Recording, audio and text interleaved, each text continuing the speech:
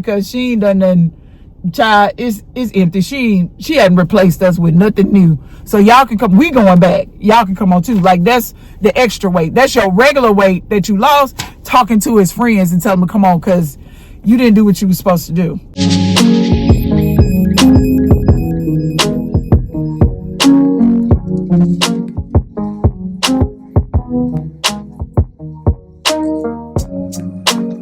Hi, you guys. Welcome back to the channel. I'm Yolanda, and this is Pivot Your Way to Health. And on this channel, we talk all things GLP-1 wellness for midlife women. So if that is you, and this is content or information that you are looking for and interested in, then please consider joining the family by hitting that subscribe button. Also, turn on your notification bell so that you don't miss an upload.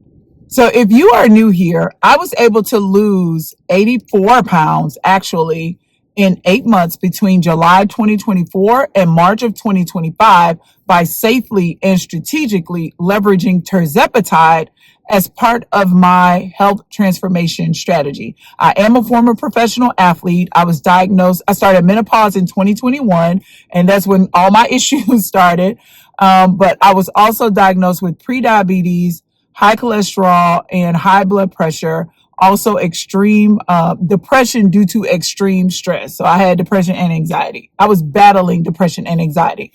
And so I was able to transform my health, like I said, by leveraging GLP-1s, but also using them as a tool and not as a crutch. I had to do a lot of inner work. I had to change my perception around weight loss and what it really means, and really just implement some different lifestyle habits, some bad habits, get rid of some bad habits that I picked up since I stopped playing professional basketball and being in sports and all of those things. So on today's video, I'm just going to share my experience with weight gain after I stopped the GLP. One of the biggest concerns of women is when it comes to taking a GLP-1 medication specifically for weight loss is regaining the weight after they stop.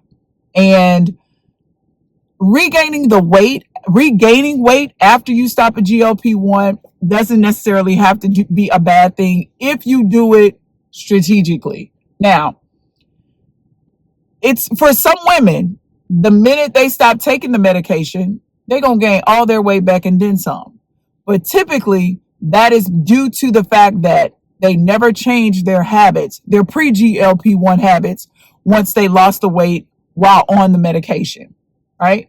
So when I stopped taking the GLP-1 in May, my weight did go up.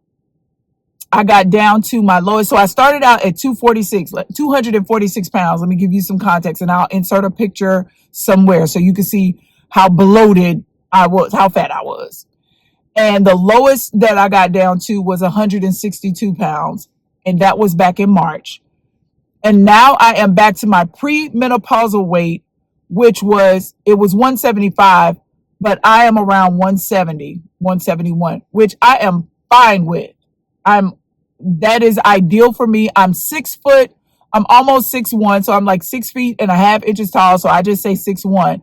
So weighing 170 to 175 pounds, that is perfect for me. I did not start this journey to be skinny. I didn't want to be fat, and I didn't want to be unhealthy. Those were the two things. I didn't want to weigh 200 pounds. Now, when I say that, if that's what you weigh, you don't have to leave in the comments, well, it don't matter if you weigh X amount. I don't want to hear none of that. Whatever you want to weigh, that's on you. I didn't want to be over 200 pounds because my body couldn't carry that. My knees hurt, my back hurt, everything was hurting.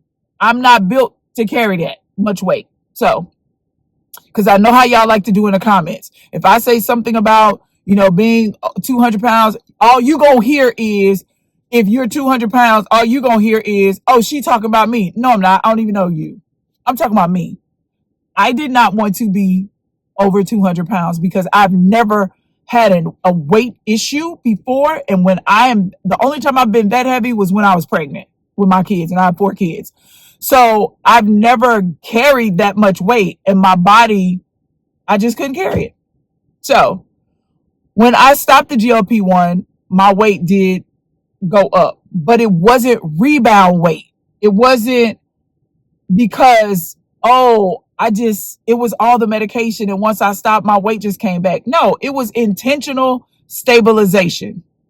All right. And so I'm not one to necessarily celebrate low numbers, right? I tell you all the time, if you've been watching my channel for the last few months, I tell y'all, take your eyes off the scale.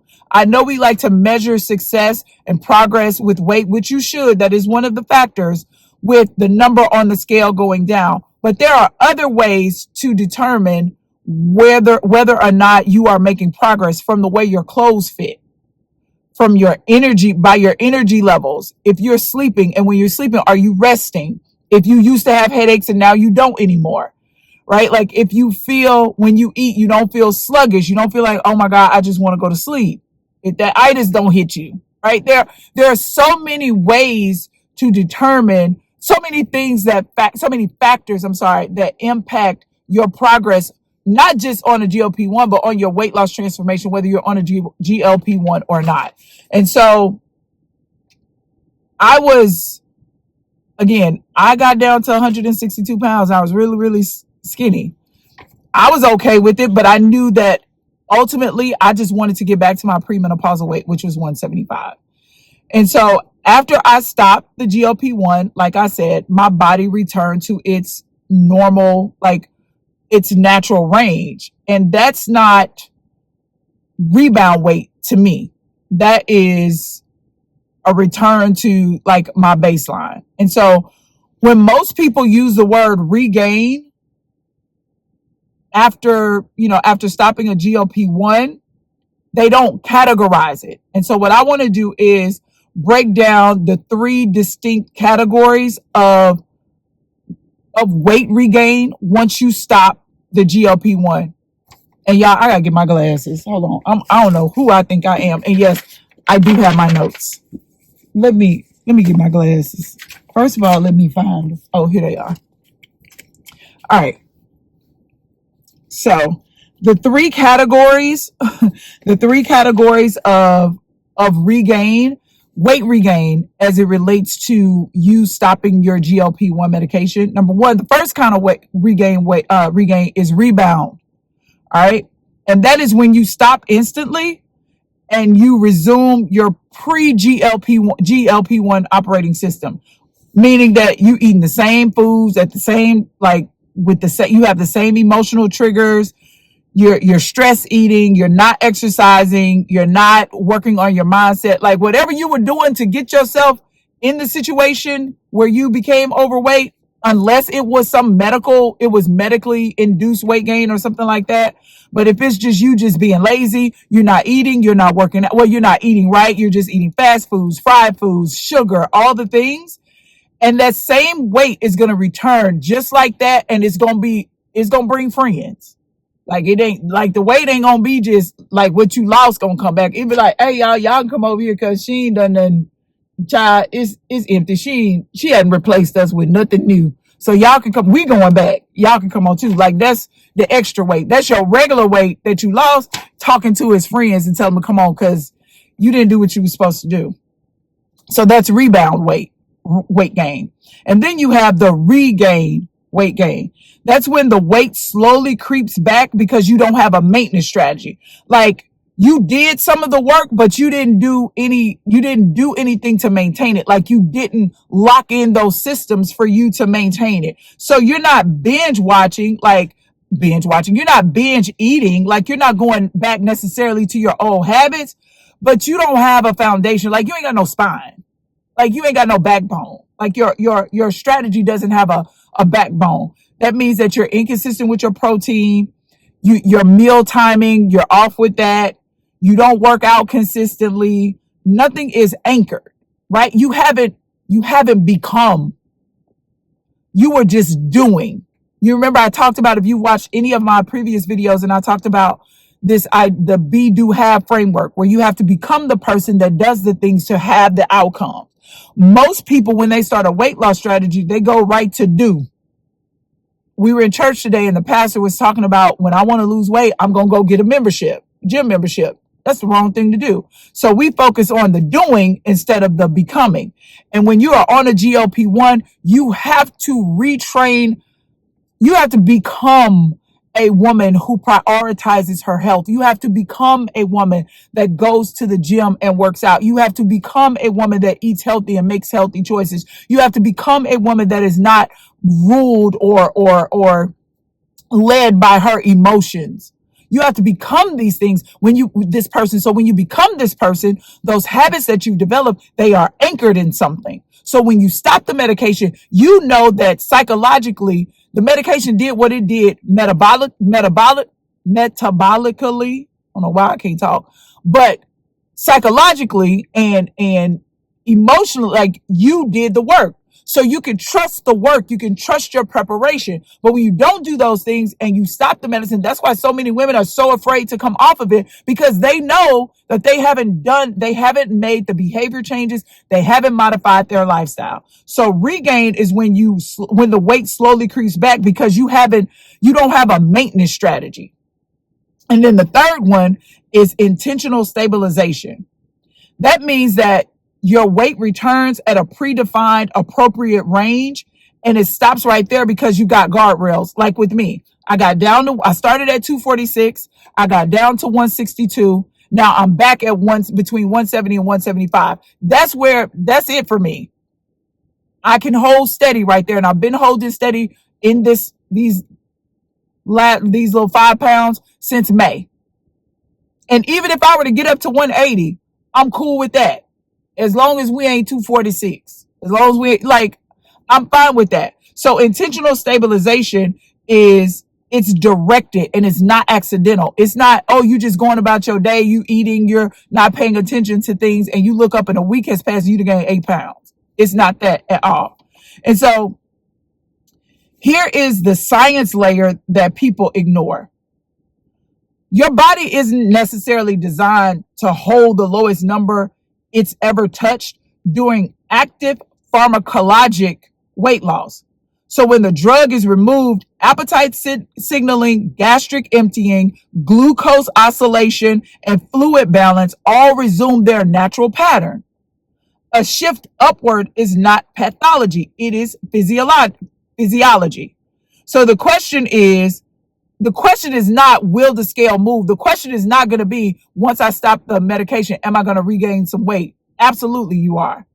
But the question is, do you have a system in place to define where that stops? And so people typically panic, not because of the number, is because now they're not directing anything anymore.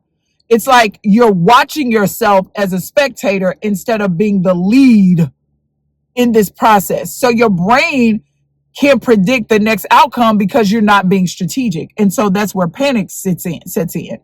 And the other thing is identity. Most of us only have an identity while we're in the losing weight phase.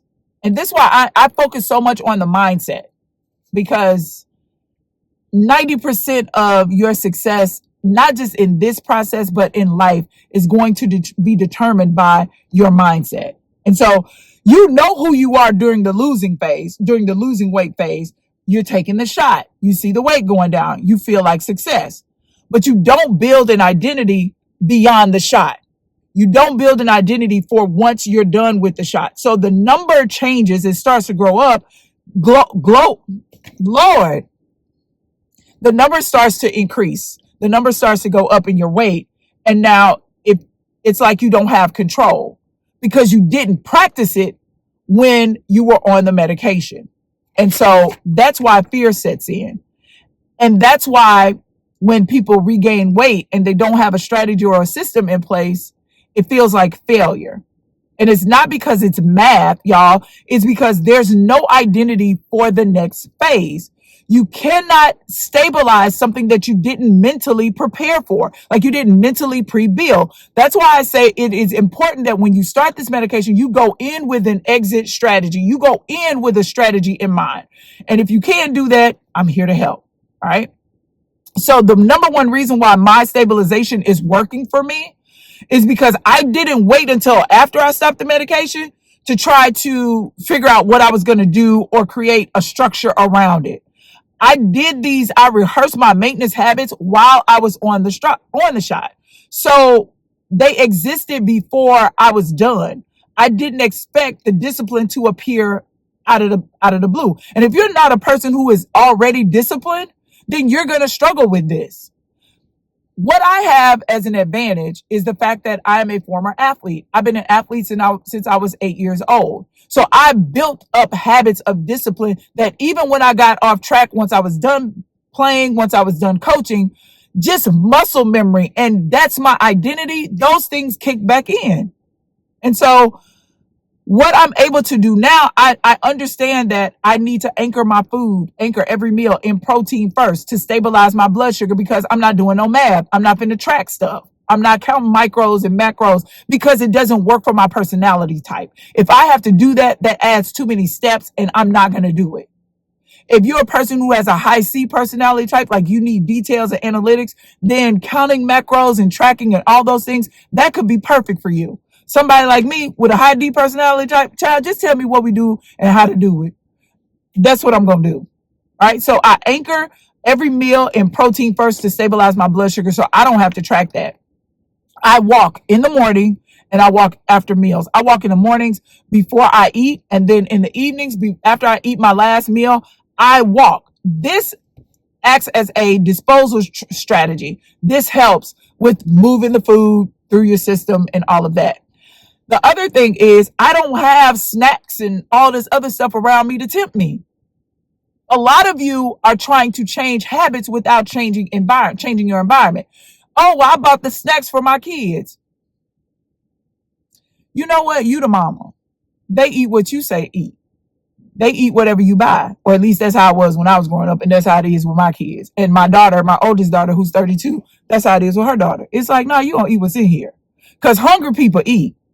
I promise you they're not going to go hungry, because they're going to eat whatever you have in there. And so you have to build your environment, meaning buying foods that are going to fuel you. Now, I'm not saying deprive the kids of everything, but don't buy Oreos. Don't buy regular potato chips. There are healthy alternatives, and you are teaching your kids to make better food choices as well, because they do what they see.